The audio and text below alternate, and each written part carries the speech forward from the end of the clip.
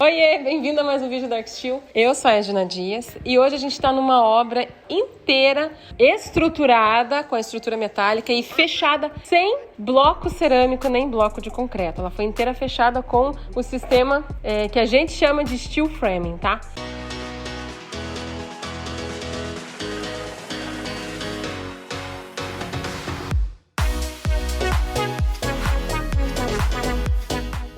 O steel framing raiz mesmo, gente, não é assim, porque daí a gente estrutura a casa também com esses perfis, tá? Aqui, nessa obra, a gente não optou por isso. A gente faz toda a estrutura pesada. Por quê? Eu acho que dá mais flexibilidade para a obra, porque assim, quando a gente precisar tirar uma parede ou mudar uma parede, dá tranquilo para fazer. Eu tô falando de partes da obra.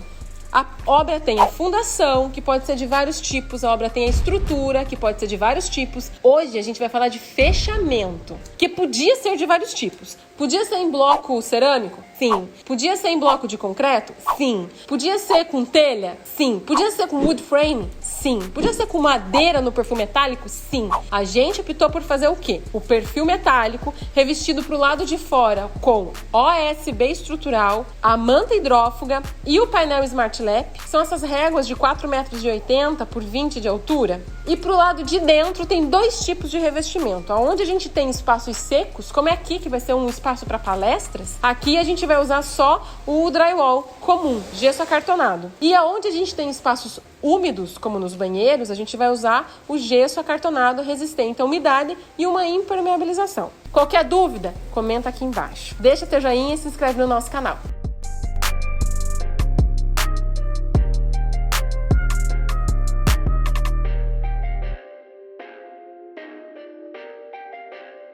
Ó, aqui a gente ainda tem entrada de água, tá vendo? A gente só vai poder fechar com gesso essa parede. Essas paredes todas aqui desse pavimento que eu tô, elas vão ter fechamento em gesso acartonado. Mas a gente só pode fechar elas com gesso quando a água estiver totalmente vedada. Então, ó, aqui ainda tem pingos de água. Por que que isso tá acontecendo? Vamos ver se eu consigo mostrar lá em cima. Ó, tá vendo que bate uma claridade lá? É porque lá ainda a gente não tem rufo metálico, é ele que vai fechar lá em cima. Quando o rufo metálico entrar, todos esses problemas serão sanados. Para quem pergunta de instalações, aí tá um exemplo de instalação que a gente fez. Ela vai vir por cima. Aqui, ó, é bem legal essa solução, foi o projetista hidráulico que fez. A gente fez lá em cima uma laje steel deck, então no mesmo dia que se concretou, aqui embaixo se concretou lá em cima também. E essa laje steel deck que a gente fez é para receber a caixa d'água. E a caixa d'água que vai ficar lá em cima, o reservatório elevado, se tiver algum tipo de vazamento, escorre por esse tubo e desce direto no sistema de coleta da água pluvial. De uma maneira geral, as tubulações, ó, essas aqui que não cabiam dentro de paredes, a gente criou um nicho. Então foi feito um recorte no piso, por onde elas vão descer e seguir o seu caminho. Então aqui a gente vai ter uma caixinha que vai esconder essa tubulação. As outras, os eletrodutos que tiverem que passar, vão passar aqui por dentro, ó, desses furinhos que a gente tem no perfil de steel framing.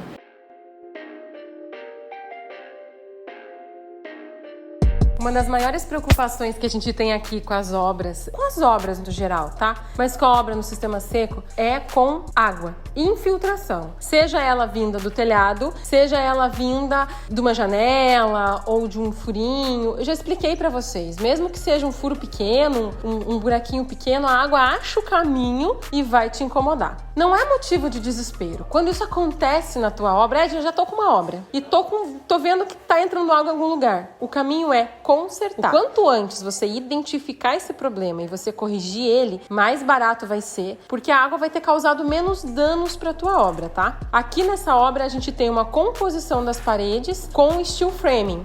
E claro, isso a gente tem que aceitar. A preocupação com a água é maior, porque aqui dentro a gente vai fechar tudo com gesso acartonado. O gesso acartonado não resiste à umidade. Significa que o quê? Significa que depois da obra pronta, o uso aqui dentro, tanto o uso diário quanto na hora da limpeza do espaço, vai ter que ser feita de forma a preservar a integridade do material da parede. Limpar, varrer, passar um pano.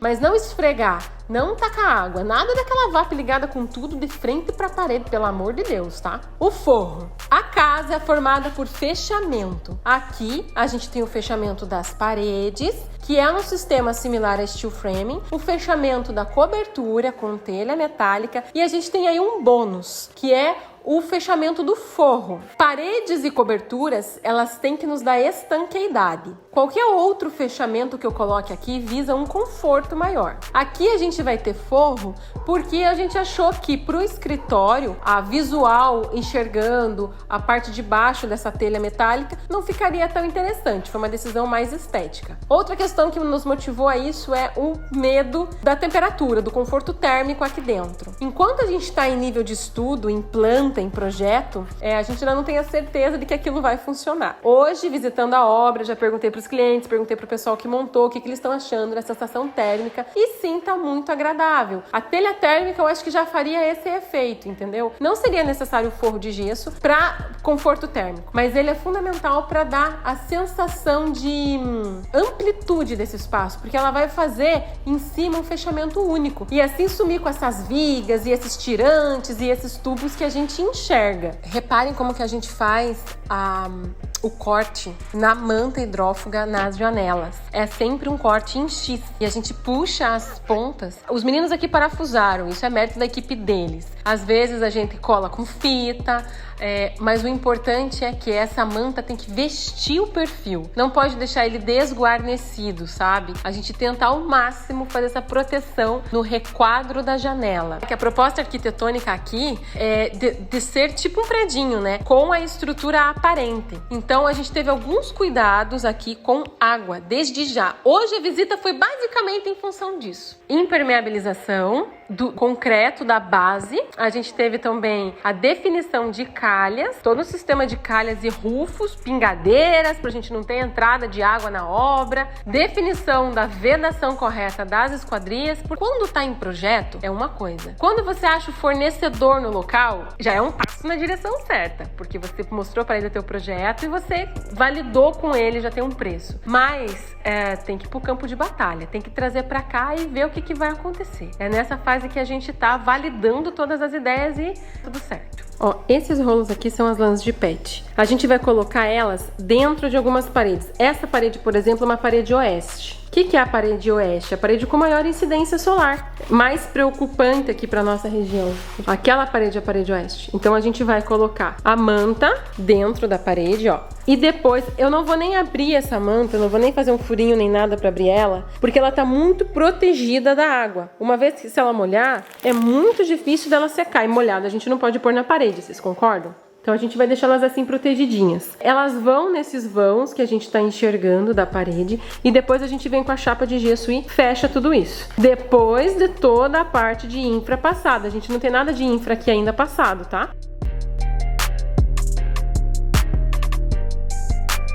Lá em cima, ó, foi fixado. Olha o cuidado aqui, ó. Vamos ver se eu dou um zoom.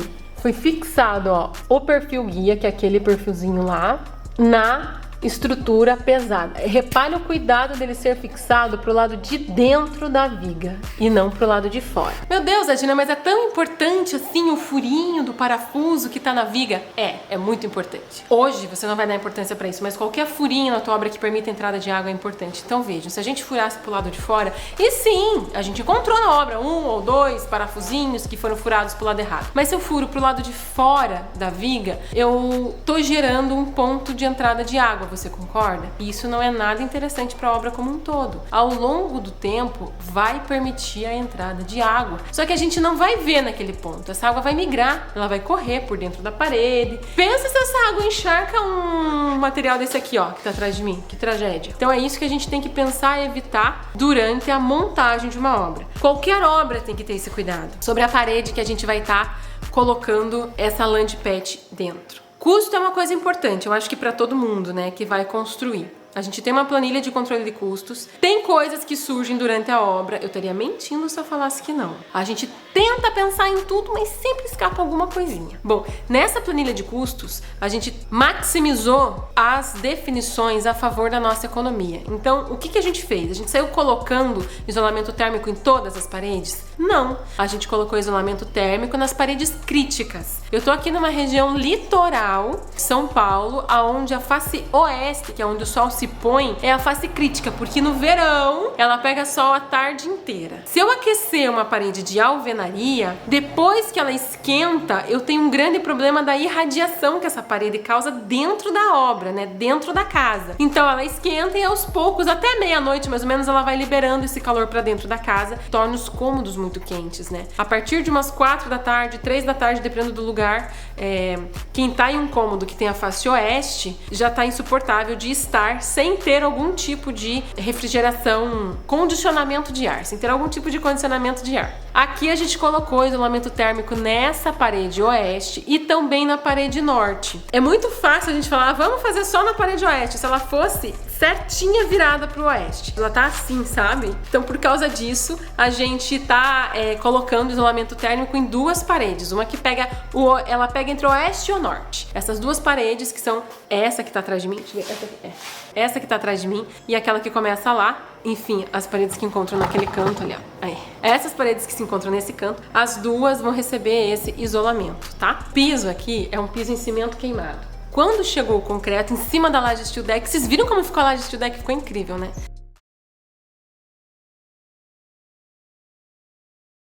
Então, lá embaixo não vai ter forro. Vai ser só a visual da laje steel deck. Pé direita, mais ou menos 3,30 metros.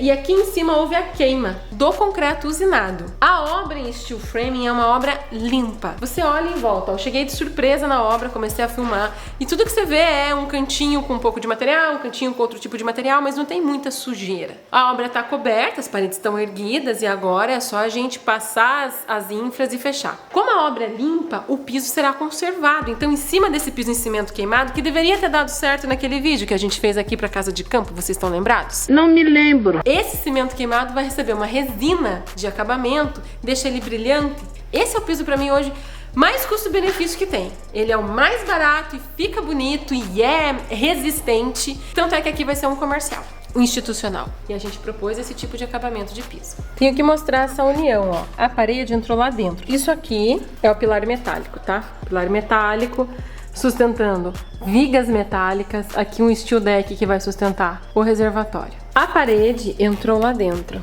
ó, lá dentrinho. Vocês concordam que se eu colocar só essa parede aqui, só coloquei essa parede aqui, tá? Não coloquei nenhum parafuso nela. Vocês concordam que quando der o vento, ela vai, tombar?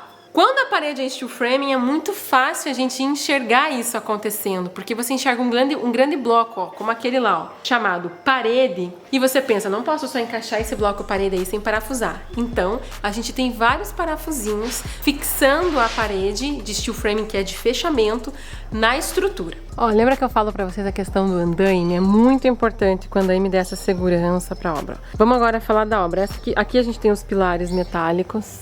Ele continua, a gente vai ter que cortar essa manta que tá atravessando, tá? Tá vendo esse acabamentinho aqui? Hoje foi o teste pra tudo. A gente tá fazendo esse acabamento como pingadeira pra poder evitar que a água entre naquela estrutura ali que tá embaixo. Porque aqui os pilares e vigas ficarão aparentes. E esse é um dos métodos que tem pra gente fazer isso. Que é fácil entender, ó. Ali eu tenho steel deck aparente, porta, escada metálica em chapa xadrez. E aqui a calçada de acesso. Ó, essas são as réguas de Smart Lap. Elas vêm com 4,80 metros de comprimento, ó, lá longe. E elas que vão vir aqui instaladas por cima do OSB. Elas não são autoportantes, tá? Aqui é o OSB, os projetos meus, o sistema de impermeabilização, os lixinhos da obra, o gesso verde, que é o gesso resistente à umidade, o restante do gesso protegido. Ó, lá em cima é a laje steel deck. A estrutura. Esta laje aqui é a nossa proposta, que a gente deixa ela à mostra. Então por aqui vai passar calha de elétrica, tubulação de ar-condicionado. E a nossa ideia é pintar tudo de preto e deixar ir acontecendo. Se vai ser assim, não sabemos, mas é a nossa ideia no momento. Aqui a gente vai ter um jardim de inverno, ó, embaixo da escada.